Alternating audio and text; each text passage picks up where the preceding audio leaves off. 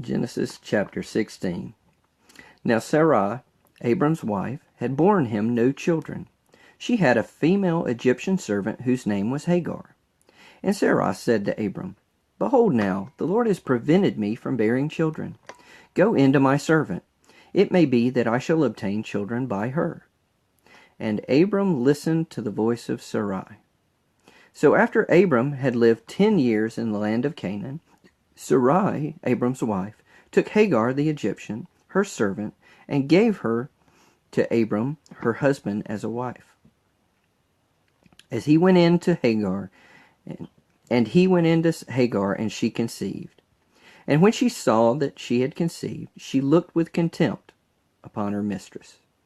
And Sarai said to Abram, May the wrong done to me be on you. I gave my servant to your embrace, and when she saw that she had conceived, she looked on me with contempt. May the Lord judge between me and you and me. But Abram said to Sarai, Behold, your servant is in your power. Do to her as you please. Then Sarai dealt harshly with her, and she fled from her. The angel of the Lord found her by a spring of water in the wilderness, the spring on the way to Shur. And he said, Hagar, servant of Sarai, where have you come from, and where are you going? She said, I am fleeing from my mistress Sarai. The angel of the Lord said to her, Return to your mistress and submit to her. The angel of the Lord also said to her, I will surely multiply your offspring, so that they cannot be numbered for multitude. And the angel of the Lord said to her, Behold, you are pregnant, and shall bear a son. You shall call his name Ishmael, because the Lord has listened to your affliction. He shall be a wild donkey of a man, his hand against everyone, and everyone's hand against him. And he shall dwell over against all his kinsmen. So she called the name of the Lord who spoke to her. You are a God of seed, for she said, Truly I have seen him who looks after me. Therefore the well was called Beer-lahai-roi. It lies between Kadesh and Bered. And Hagar bore Abram a son, and Abram called the name of his son, whom Hagar bore, Ishmael. Abram was 86 years old when Hagar bore Ishmael to Abram. Chapter 17. When Abram was 99 years old, the Lord appeared to Abram and said to him, I am God Almighty. Walk before me, and be blameless, that I may make my covenant between me and you, and may multiply you greatly. Then Abram fell on his face, and God said to him, Behold, my covenant is with you, and you shall be the father of a multitude of nations. No longer shall your name be called Abram, but your name shall be Abraham, for I have made you the father of a multitude of nations. I will make you exceedingly fruitful, and I will make you into nations, and kings shall come from you.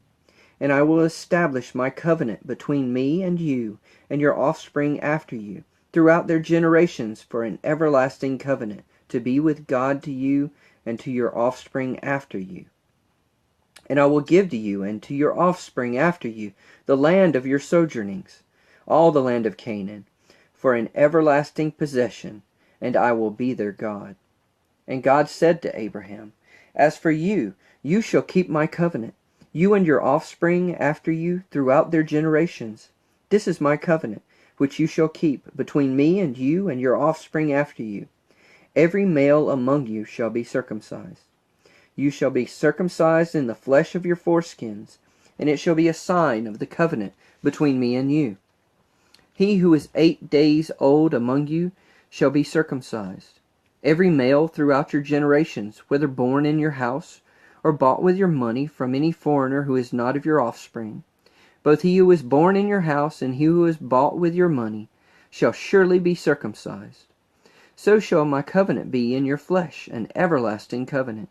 Any uncircumcised male who is not circumcised in the flesh of his foreskin shall be cut off from my people. He has broken my covenant.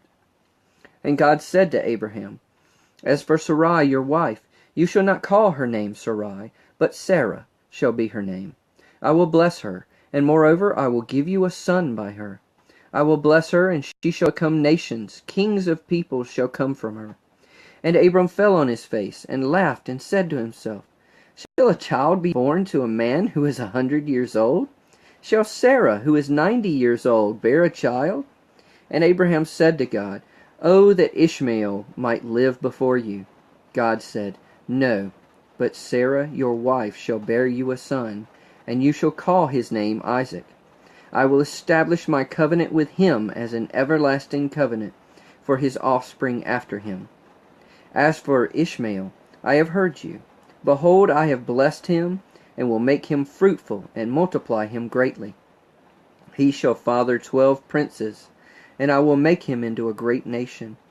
But I will establish my covenant with Isaac, whom Sarah shall bear to you at this time next year. When he had finished talking with him, God went up from Abraham.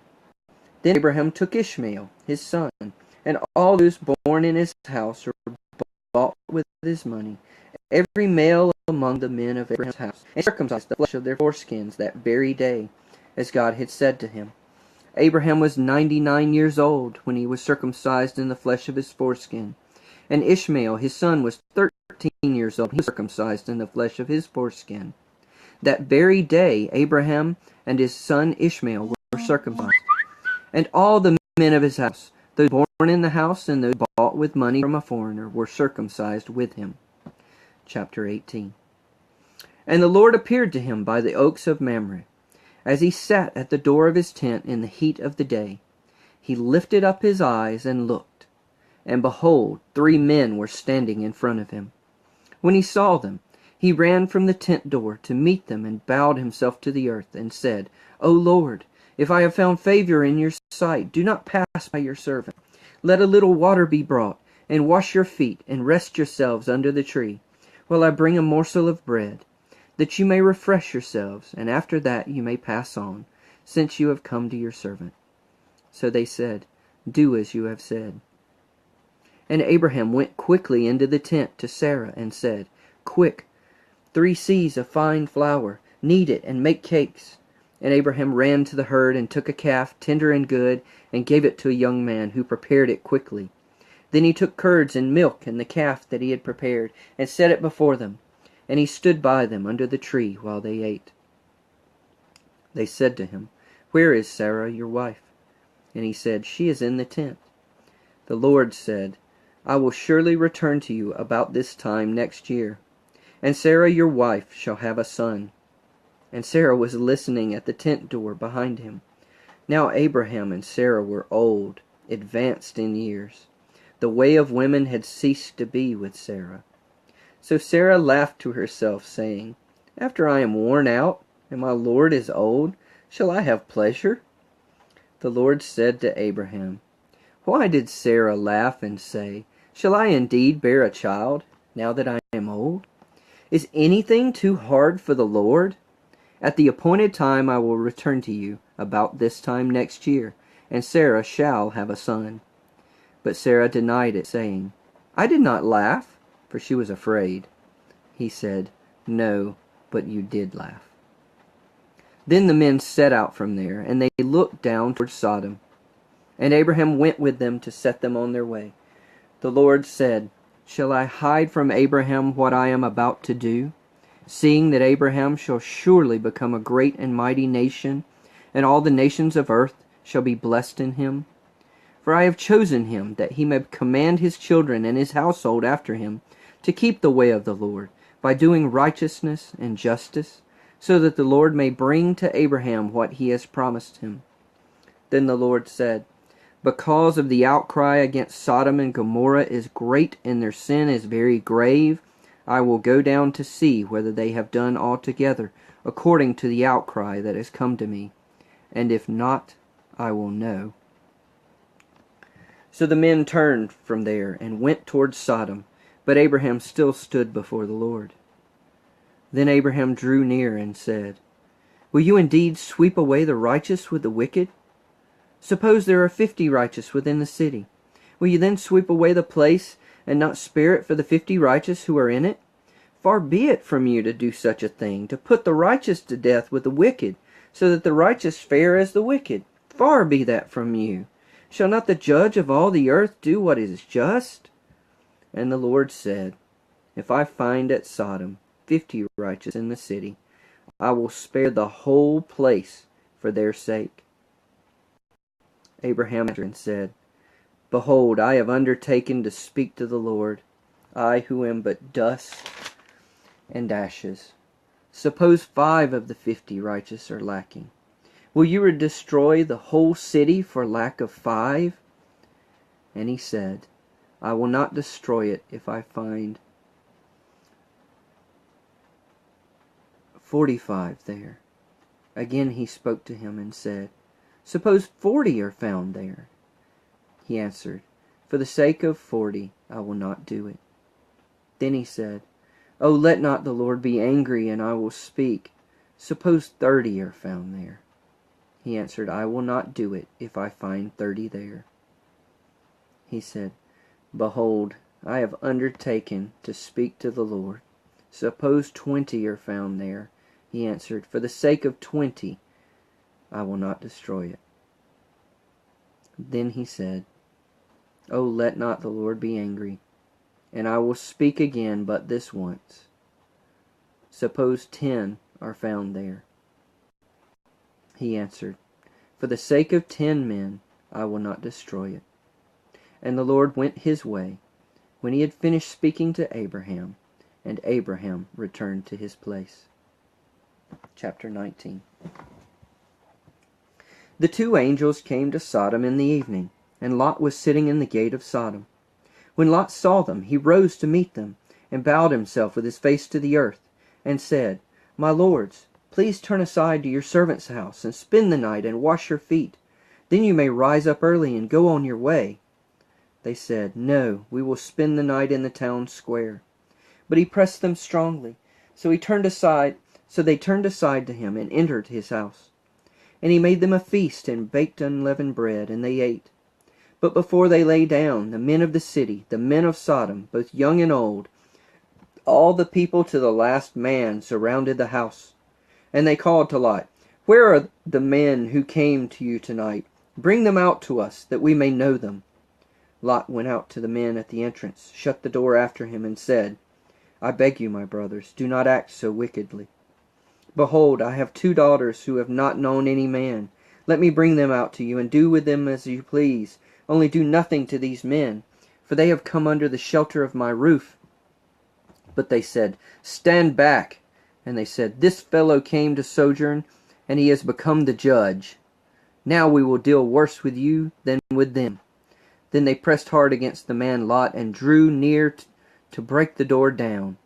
But the men reached out their hands, and brought Lot into the house with them, and shut the door. And they struck with blindness the men who were at the entrance of the house, both small and great, so that they wore themselves out, groping for the door. Then the men said to Lot, Have you anyone else here? Sons-in-law, sons, daughters, or anyone you have in the city, bring them out of the place. For we are about to destroy this place, because the outcry against its people has become great before the Lord, and the Lord has sent us to destroy it. So Lot went out and said to his sons-in-law, who were to marry his daughters, Up, get out of this place, for the Lord is about to destroy the city. But he seemed to his sons-in-law to be jesting. As morning dawned, the angels urged Lot, saying, Up, take your wife and your 2 daughters who are here, lest you be swept away in the punishment of the city. But he lingered, so the men seized him and his wife and his 2 daughters by the hand, the Lord being merciful to him. And they brought him out and set him outside the city. And as they brought him out, one said, Escape for your life. Do not look back or stop anywhere in the valley. Escape to the hills, lest you be swept away. And Lot said to them, Oh no, my lords. Behold, your servant has found favor in your sight, and you have shown me great kindness in saving my life. But I cannot escape to the hills, lest the disaster overtake me and I die. Behold, this city is near enough to flee to, and it is a little one. Let me escape there. Is it not a little one, and my life will be saved? He said to him, Behold, I grant you this favor also, that I will not overthrow the city of which you have spoken. Escape there quickly, for I can do nothing till you arrive there. Therefore the name of the city was called Zoar. The sun had risen on the earth when Lot came to Zoar. Then the Lord rained on Sodom and Gomorrah sulfur and fire from the Lord out of heaven. And he overthrew those cities and all the valley and all the inhabitants of the city and what grew on the ground. But Lot's wife behind him looked back, and she became a pillar of salt. And Abraham went early in the morning to the place where he had stood before the Lord.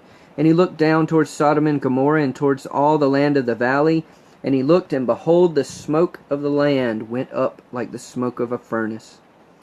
So it was that when God destroyed the cities of the valley, God remembered Abraham, and sent Lot out of the midst of the overthrow when he overthrew the cities in which Lot had lived. Now Lot went up out of Zoar, and lived in the hills with his 2 daughters, for he was afraid to live in Zoar.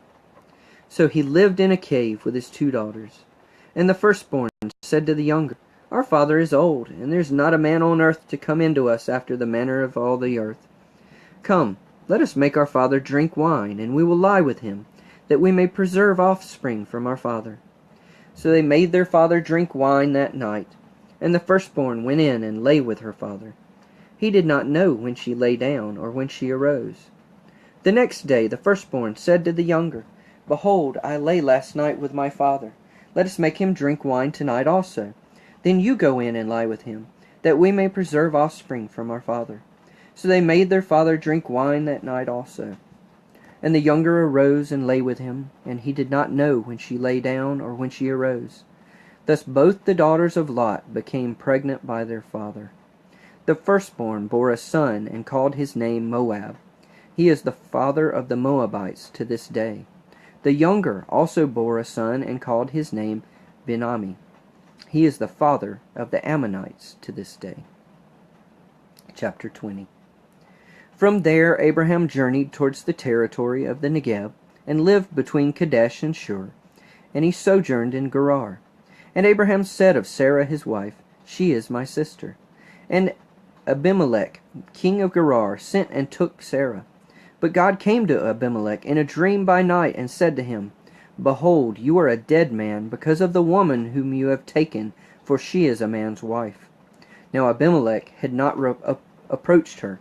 So he said, Lord, will you kill an innocent people? Did he not himself say to me, She is my sister? And she herself said, He is my brother. In the integrity of my heart and in the innocence of my hands I have done this.